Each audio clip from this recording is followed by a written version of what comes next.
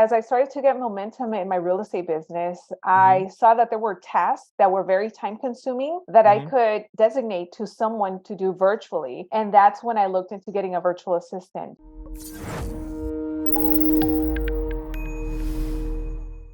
All right. Welcome everybody to Leverage Podcast, hosted by your truly yours, Pavel here at Virtudesk. And we're going to be talking with Loida Velasquez. Loida is a real estate agent. She's a superstar real estate agent, actually, licensed in both California and Florida.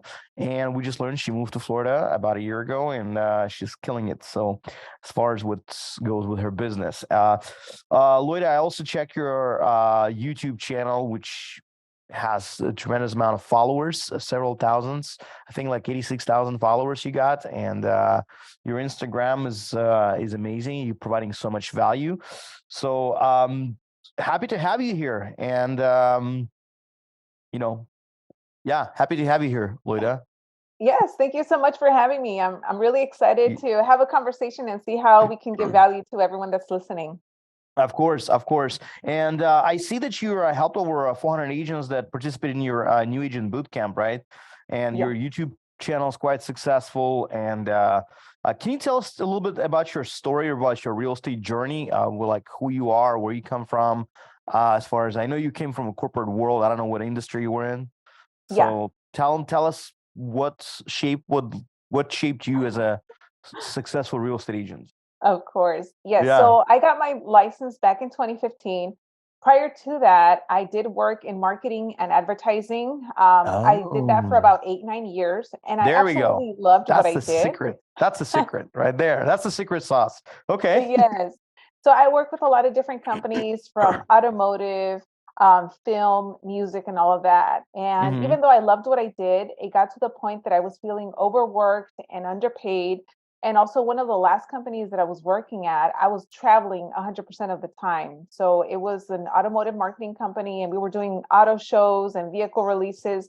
So I was never Hmm. home. And I remember being at the Chicago Auto Show, and it was negative 30 degrees, and I would have to go outside because we were doing ride and drives. And then that's Hmm. when I was like, you know what? I don't see myself doing this for the rest of my life. I have always had an entrepreneurial mindset. So I saw real estate as a great opportunity. I wanted to look into it. I knew that it was not going to be easy or glamorous, but I had the determination to do whatever it took to succeed. And that's kind of how my journey got started at the end of December 2014. And in 2015 is Oh, when I got licensed in California. pushing to 10 years next year. It's been Yeah. some time. Yeah. Yeah. So that's amazing. I mean, I got my license 2012, a real estate license right after law school. Funny, right? Oh, it's funny that you mentioned that because when I was at one of my last companies, I had gone back to school to get my master's, my MBA, because back then I thought, I need to get a MBA in order to have a corporate job, earn 6 figures. So when I Yeah. got into real estate, I ended up dropping out from my MBA program to Good for pursue you. real You estate actually full time. saved a lot of money. I mean, I went Yes, through law school and exactly. graduated, so Yep. but yeah. Loida, I know you're someone who specializes in for sale by owners, or with what we call them in the industry, Mhm. FISBOs. Yeah. So could you tell us how you do it? Because I know a lot of agents have this is the biggest pain point, because they think for sale by owners are hard, for sale by owners are already predisposed mindset not to use an agent. They see an agent as a evil person, and they don't want to work with an agent. So for a lot of agents, the FISBOs are typically more of a like a turn off to even deal with. So how do you manage to succeed in that?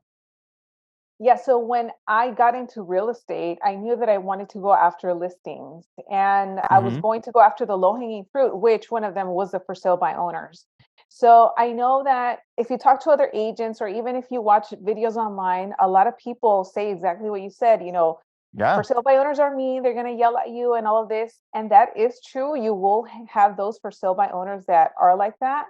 But I have also dealt with so many for sale by owners that have been super nice, completely oblivious to the entire process and the whole reason that they went for sale by owner. is because they didn't know an agent and they needed to get their home sold quickly because they needed to relocate or because of something else. So I think it's really important for any agent, if you're thinking about, going after for sale by owners, is that you need to understand that obviously these people are interested in selling their home. You're going to come across some of them that are possibly not realistic or serious, but Of the more course. calls that you make, you'll come across those that absolutely need your help. And if they end up doing things on their own, they're just going to end up losing money. So that's kind of the mindset that I have always had going into, calling or even door knocking for sale by owners. Nice. I mean, I used to do for sale by owners myself a lot when I was doing real estate. And in my opinion, a successful appointment when you're meeting face to face with a person who has authority to sell and they have a house to sell. Mhm. That's an appointment pretty much. It's a good appointment. And basically it's up to you to convince this person or to show your value. You got to show your Exactly. value because again, the only reason they're not, I mean, they are interested in selling the house right now. They have a timeline. So, which is Mhm. good. And what a lot of agents fail to understand that it's basically they don't know the value of an agent yet, and that's your Yeah. job to show the value. So obviously you're succeeding on that. So could you tell us about your qualifying process for sale by owners? How do you usually qualify them, or I mean, do you still call them? Yes, You do. it's not as much as before, but sometimes I love to get on the phone and just making sure that my skills are still at 100%. So I will Mm-hmm. call expires and for sale by owners. We have Nice. a real estate team too. So I'll make sure to get on the call so that they see like, hey, even though I've been doing this for a long time, I'll still get on the phones with you so that you can see how I do Of it. course.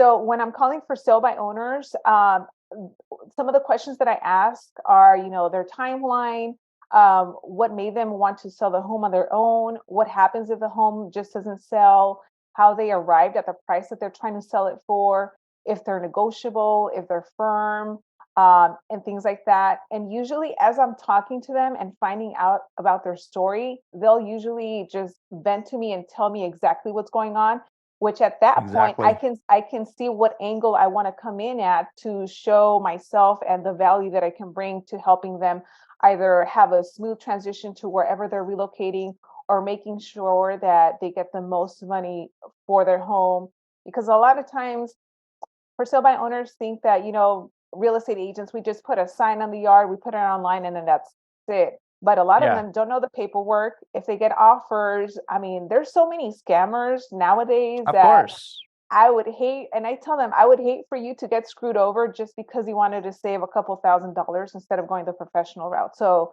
Yeah, one of the things that I a say, lot of scammers out there, or those who trying to wholesale yeah, and just exactly. tie property up and no intention of closing. A lot Yeah. of people don't know about it, and Mhm. that's true. When I was doing for sale by owners, I remember I was showing up at the house for an appointment. There were like 5, 6 other agents, so at the same time, and the sellers. It was very interesting, but you know, um, one of those things. Yeah, no, and it still you know happens. yeah, of Um, course, when I because they talk to think these, they think you're going to bring a buyer a lot of times. mhm, What I used to tell people, I never told them I was going to bring a buyer, mhm, and but a lot of agents do, just to get the foot in the door. They lie that they're going to exactly. bring a buyer and they show up without a buyer. Or if seller speaks with so many people, they actually don't keep track of who they spoke with, and you show Mhm. up and they don't know who you are, and it's like, where's your buyer, so you kind of have to wing it right there, I guess. Yeah. And I would hate to put myself in those situations. I've been there So in those again, I situations. I ask a lot of questions to these homeowners. If they tell me, yeah, just come by, and I'm telling everyone to come by at 3 o'clock, I Yep. ask them, okay, well, ultimately, are you actually interested in hiring an agent? Or what is the purpose? Do you think we all just have buyers that we're walking around with? Or what is your end goal by having everyone come? And Hmm. the way that I have gotten over the years, because I've wasted my time so many times going on appointments that I shouldn't have gone or going to preview these homes, is that if I see that they are definitely serious and motivated, but they tell me that, I have a whole bunch of agents coming, I make it clear that, look, Mr. For Sale by Owner, if I go over, it's because it's not just to see your home. It's because I know that I can help you in whatever it is that you're looking to do, which is Hmm. relocate or whatever. So I want to make sure that we actually have 30 minutes or an hour set of time, just you and I, not any other agents, because then it becomes a game of like, oh, everyone's the same. I Exactly. forgot what Loida said. Joe said the same thing. Like now, like you're just another agent to them. And that's what Exactly. you do not want happening. And in South Florida, I know wherever you throw a stone, you're gonna hit an agent or somebody with a license. So competition is Yep. pretty tough out there. There are so many Yes. licensed people. I think my home cleaner in Fort Lauderdale, she has a real estate license. Seriously, I think she does. She Yeah, I mentioned think something like that, you know? it's the same in California. I remember one Yeah. time I was cold calling and the gentleman answered, it wasn't expired, and he worked at a mattress like furniture Hmm. shop. And he said even he had his real estate license. So it's almost like everyone knows someone or even themselves they have a Of license course, nowadays. every waiter in Miami will have a real estate license, you know? So, so how do you stand out? How do you differentiate? Because again, Yeah. this is a really tough market. I mean, you moved from one tough market to another tough market, you know? Yeah. So even though there's a lot of agents, it doesn't mean that they're all working or Of that they course. know how to be a good Yeah. agent. So for me, I never see it as competition. If anything, I just tell myself, okay, now I really have to make sure that my skills are so good that whoever it is that I talk to, they're going to noticeably see that I'm the best choice. And it's funny out Exactly. here when I moved out to Florida, even when I was looking for homes for myself, I would have the agent that was helping me from our team back then. He would call to set appointments. Some agents just don't answer. They would never reply. It Of would be course like two not. weeks Yeah. later. And I'm like, so this is what I'm dealing with. So if you think that you're in a market where there's a lot of competition, where there's a lot of agents, just know that there's a lot of agents that have people that have their license, they're not answering their phones. And that's why you have to Because come they in. have full-time jobs, 9 to 5 Exactly. somewhere, and Yeah. they don't have, obviously time to respond. Hmm. It's when I was looking for my houses in South Florida, and I was basically, trying to, you know, without do it without a buyer's agent, but trying to get a hold of the listing agents, that was a Oh, nightmare. yeah, Yeah, exactly. I know exactly. So I know exactly what you mean. And sometimes a good technique what I use, because again, I mean, let's admit it, everybody knows somebody who's in real estate. Hmm. They have family, friends, family members. Uh, what I usually used to say, like, I show up at for sale by owner or an expired, and they say, "Oh, my nephew has a real estate license. He's a mechanic down the street, but he's got a real estate license. I can use his license to list it on MLS." To which I usually respond, "Hey, why don't we do that? I'll just give your nephew a referral fee, 25%, and he's gonna Hmm. be happy. You're gonna be happy. He's gonna get paid for doing nothing. He'll continue doing what he's doing. You get the Yeah. help of a professional, and you have a saved relationship with your nephew, because trust me, it's 25% of his bad because he won't sell it anyway. So yeah, Yeah.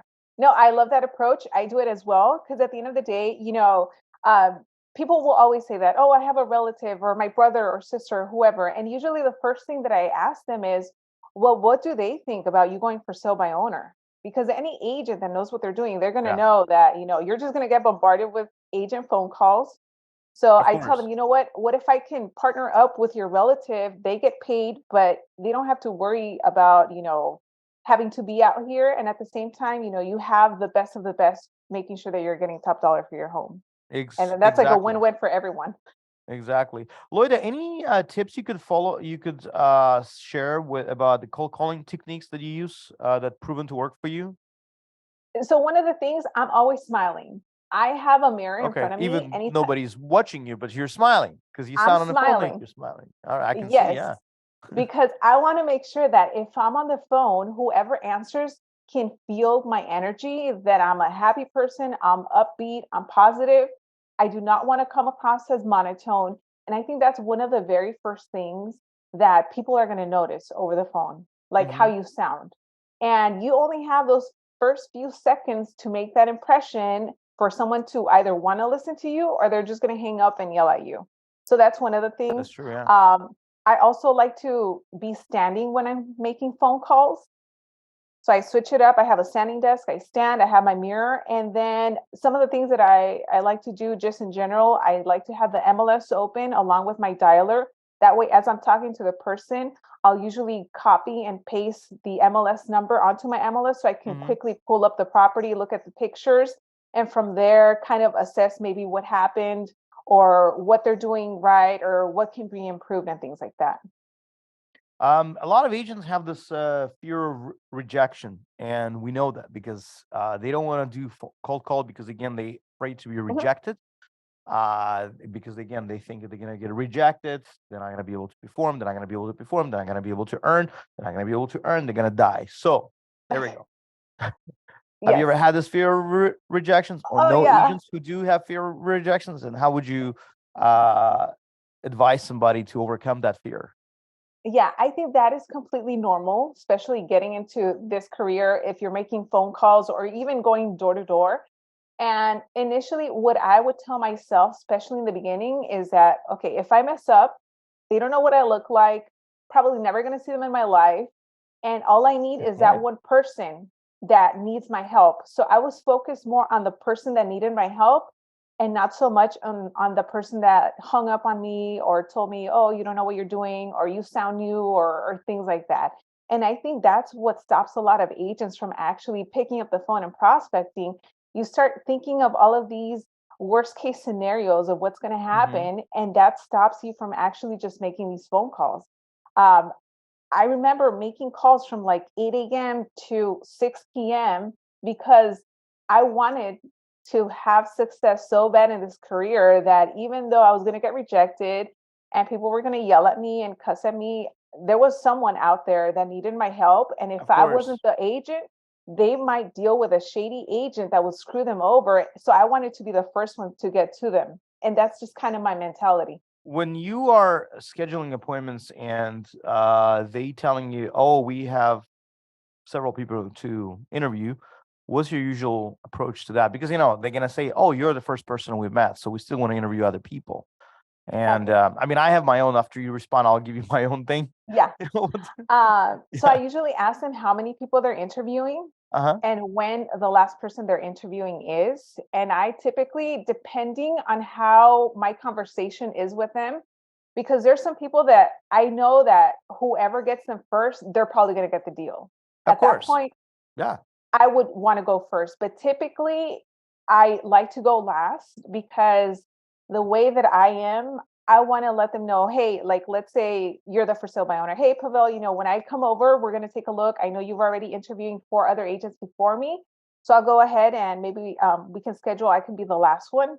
So when we can get together, it's going to become very clear to you who's the best choice of the agent that's going to represent you in the sale.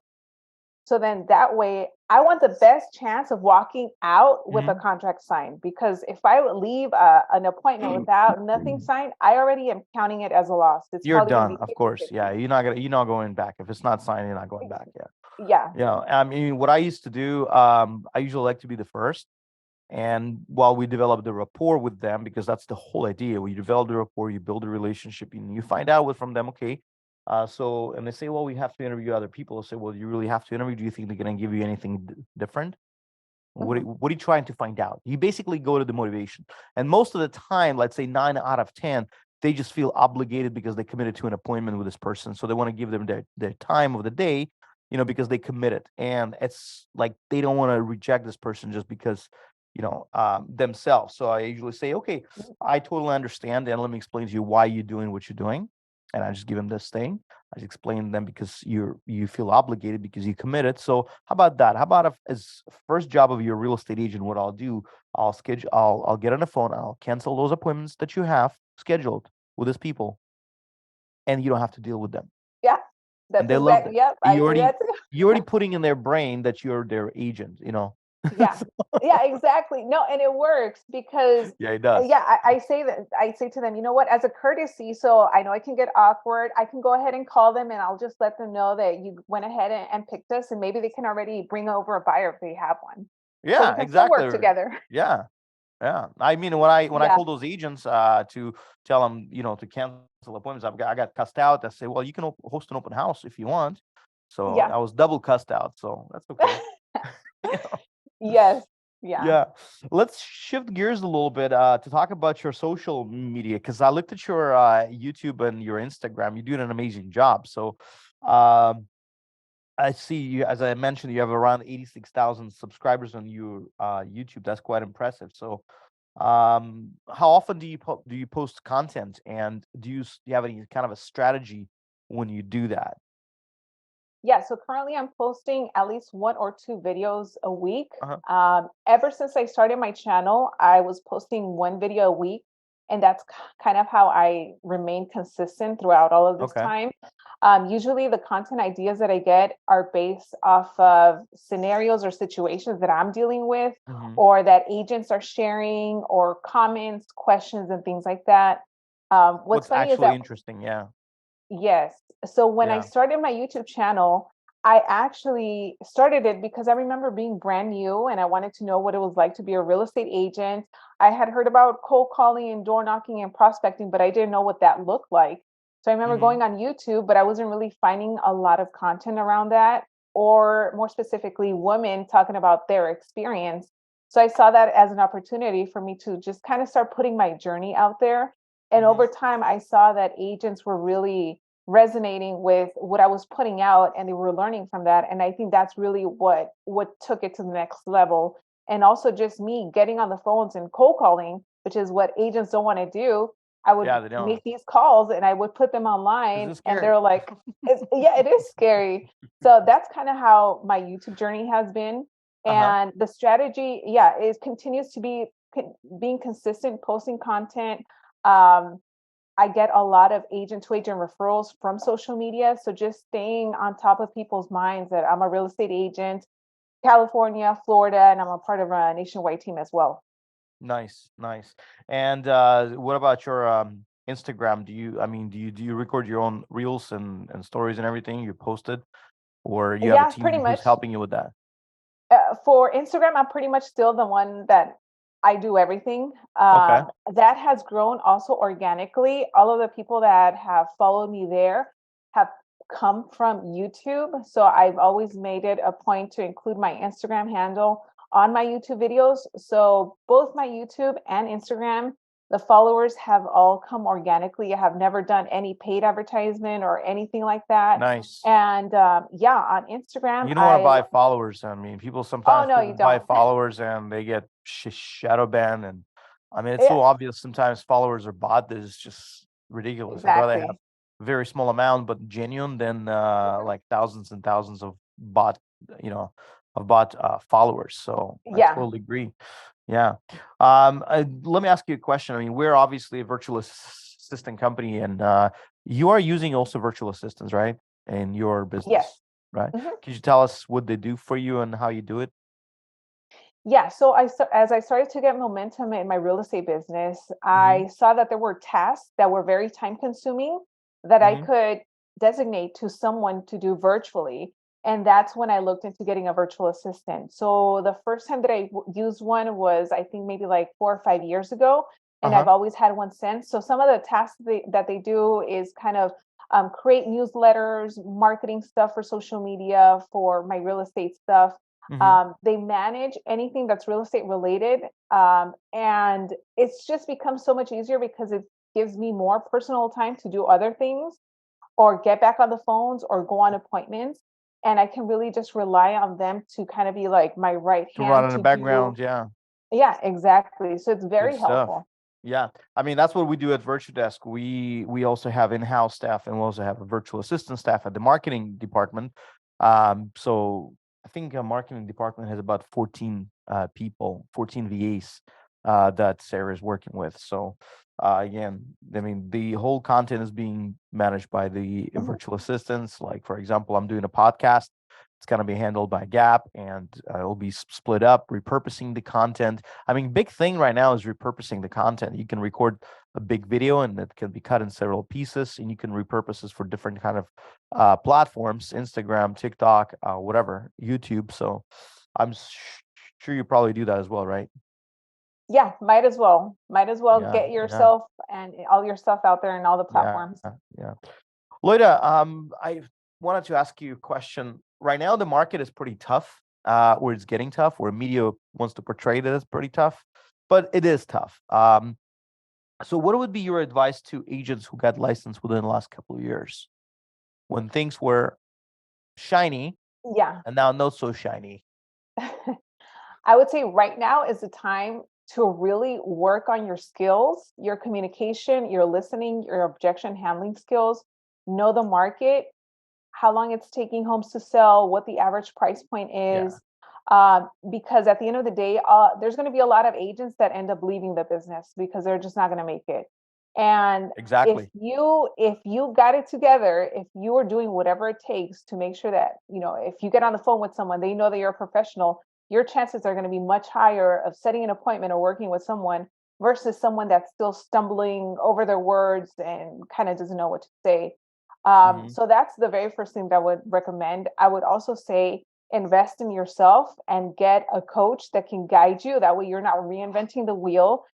There's only so much free information or free videos that you can watch on YouTube. But if you really are looking to take your business seriously and to the next level, especially right now, look into getting a coach and someone that can help you, guide you, and hold you accountable.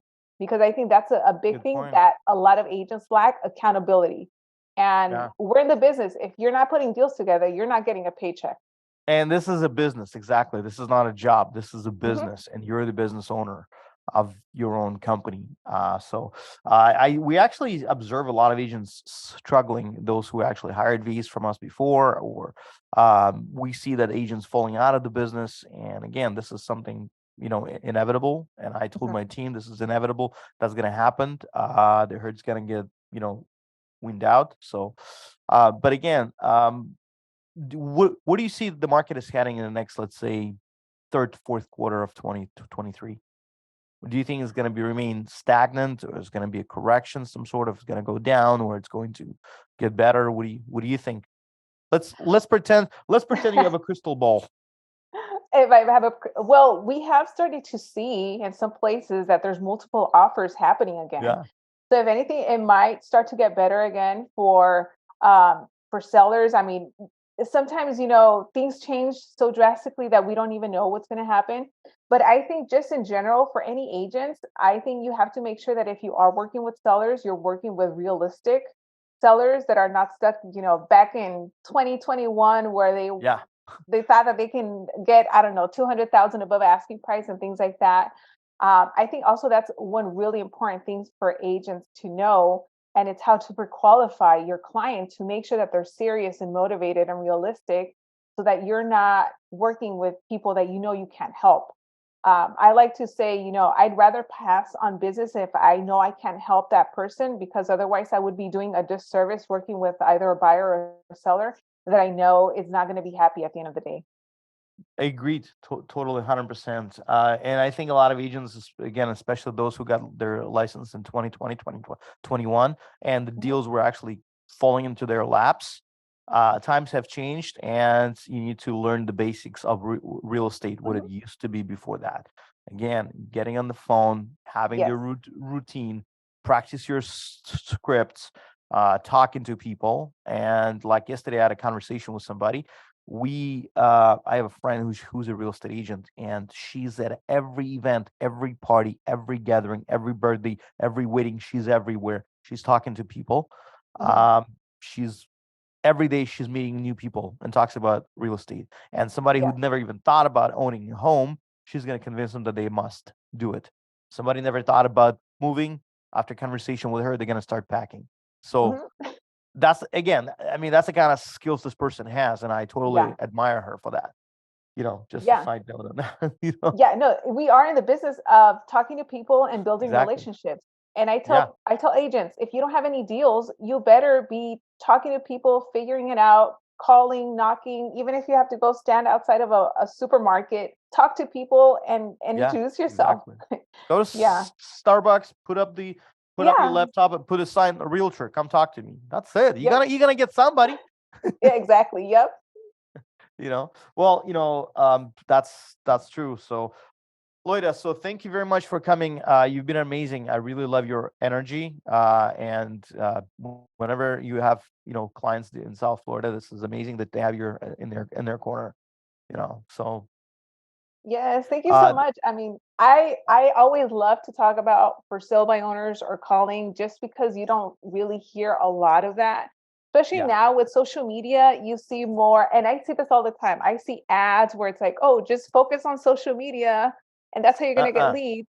And no, you probably will, but that's not what you just want to Getting focus to on. basics. Getting to Yep, basics. exactly. Yep. That's what it is, and that's what it's all about. So, Loida, thank you very much for coming on this podcast. I really appreciate it.